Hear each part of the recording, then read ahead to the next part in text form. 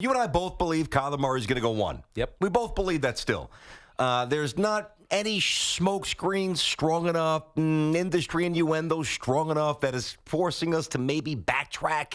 Although one of our colleagues, who we know well and we like a lot and has been around the league for a long time, he covered you with the Giants back in the day, Pete Prisco, one of the few voices who's hanging his name on the exact opposite of what everybody expects to happen, number 1 on Thursday in Nashville. Number 1 spot. Yeah. Kyler Murray not going to the Cardinals. I mean, I can see this potentially happening if the Arizona Cardinals are intent on building the smart way. So we're going to build interiorly. We're going to build a defensive line out. We're going to, maybe take an offensive lineman. So they move back and they move out of this position. But if they're going to stay in this slot, BT, they got to take Kyler Murray. He's the best quarterback on the board right now. Yes, I know Dwayne Haskins is there as well. And prototypically, size-wise, he fits the mold. But look, Kyler Murray is the most polished quarterback in this class. He has the best arm in this class, at least the most consistent arm, I should say. Probably not the best. Drew Lock probably has the best arm in this class. But Kyler Murray doesn't make mistakes. He is not a runner, even though he can run when pockets break down, or Lincoln Riley would devise schemes that would take advantage of defensive cheating to cover over some of those passing lanes. Mm-hmm. But he fits the mold. Yes, I know he's 5'10", but for what Cliff Kingsbury likes to do with his offense, he's the perfect quarterback, right? It's this wide open air raid system. We've talked about it often. It's fast paced. It's trick and plays at the line of scrimmage to get defenses to freeze, and then you're smashing one reads, and Kyler can make all those throws. I get why, information gets put out to entice someone to come up and take this pick. Mm-hmm. But if I'm the Cardinals, why overthink this, man? This isn't rocket science.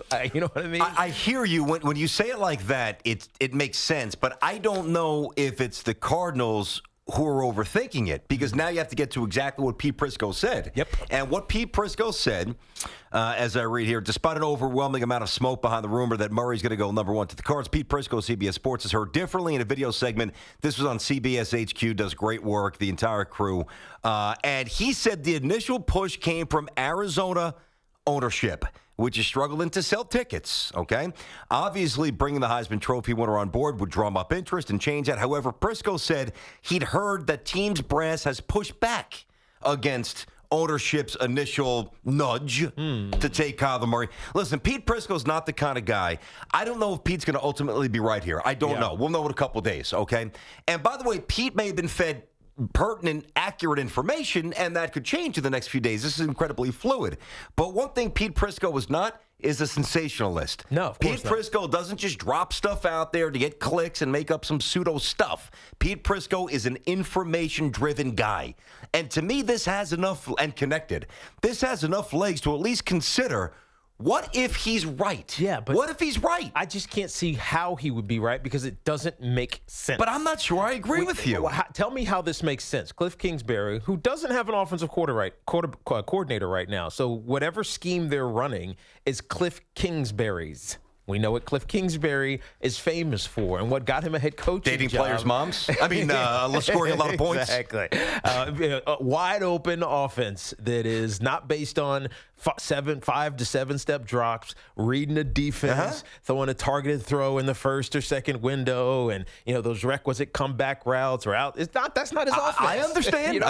You're right. You're right. He was not a good head coach. Let's face it. He wasn't. In totality, 35 and 40. What he was a great play caller, play designer, and an air raid system. In a conference with zero defense. Just point that out. You're right. So, but my point is, what's the alternative? I got one for you. If you're not running that scheme, what are you doing? I got one for you. Go ahead. Because it's not like you have a veteran core. It's not like you have Kurt Warner on your team to help you determine and devise a scheme that's going to work, and we're going to grow together as an old-aged player and a young coach. That's not what they have. They have Josh Rosen. You want to know what I might do? You're going to think I'm nuts. What's that? I might fire Kingsbury.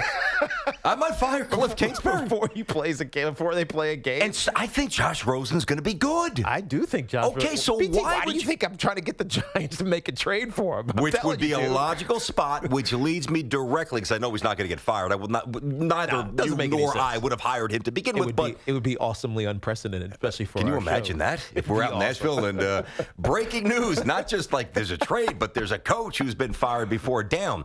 Listen, the soil is fertile for the Cardinals to fill in a lot of holes quick. No doubt. And they have a bunch of them. They've got a ton. They've got they've got 10 picks in all, right? Now, looking through this over the last couple of weeks, the average number of draft picks kind of in the 8-ish range. Yep. Like the Bears have 5. There's a few teams with a dearth of picks based on previous trades. The Patriots have 12. The Raiders have a ton. They've got a couple in the first round, 3, as we know. The Bills have double figures. So it's kind of a mixed bag. But there's also, by my calculations, at least 5 to 6 teams who need a quarterback. Yeah. Raiders, or at least I think they or back like it's. I file that more under want than need. Yeah. Oh, because I think there's a few teams that would take Derek Carr. A potential future need.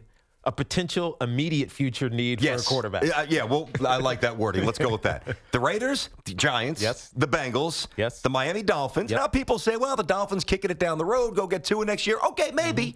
Yeah, but still, the Dolphins. Or Justin Herbert. From Oregon, true.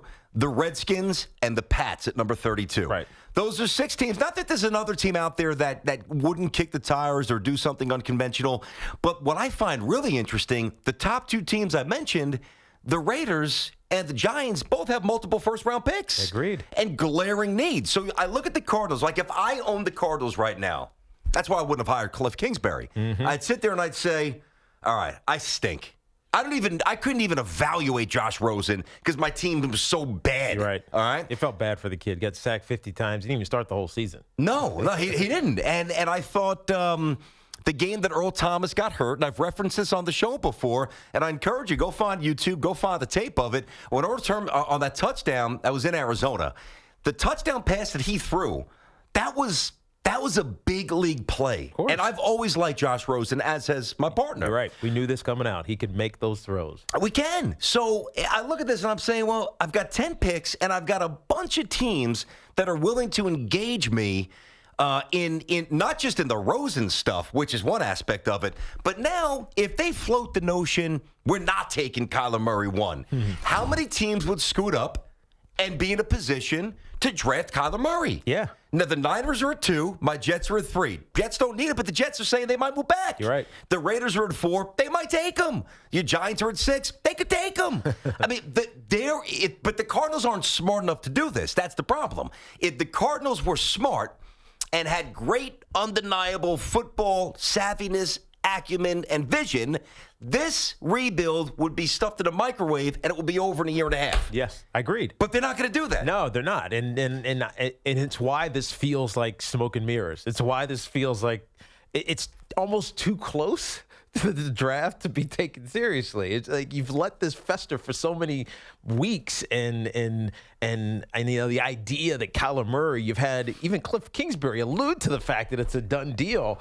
And then to now change it all of a sudden, it's like, all right, you're just trying to fool us. Yeah, you're not pulling the wool over our eyes type of thing. But, I mean. What if you fool one team to get an extra first-round pick out of it? Is it worth it? But here's the danger, BT. It comes off as being unprepared and not having a plan, right? And so if this is actuality after weeks, 6 weeks, 7 weeks, maybe even longer of everyone talking about intimating, kind of assuring, making the assuredness that this is our plan. Yeah. And all of a sudden you're like, well, maybe we're gonna change our mind.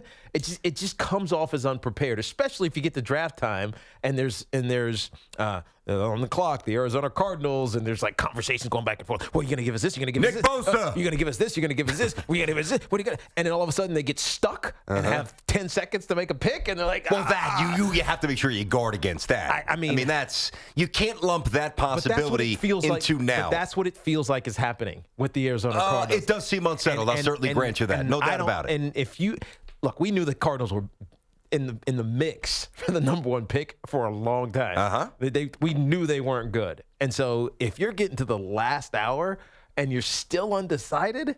What the hell have you been doing for 6 months? Real quick, again, fair take, but do you think the Browns really knew 5 days before draft night? Now, maybe the answer is yes. I think that yes. they were going to take Baker Mayfield. What about 5 weeks? There's no way. I think after they met Baker Mayfield and went and saw the requisite the pro days and had the conversations and the let's go sit in the room with this kid, I think they knew.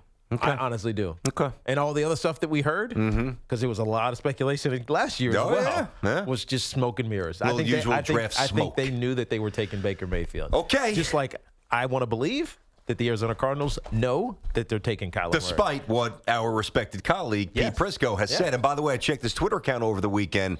Pete, no backtracking, no moonwalking, no context. Nope, this is what I said. Nor would we expect Pete. He's great. He's opinionated. He's the man. Love him. He's good.